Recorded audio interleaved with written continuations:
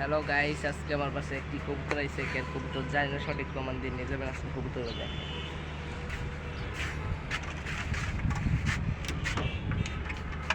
কবুতরটা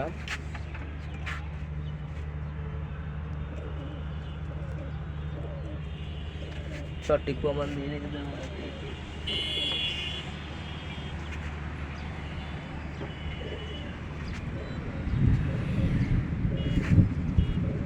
এটা কবুতর কানের পর চলতেছে, দুইটাই কানের পর।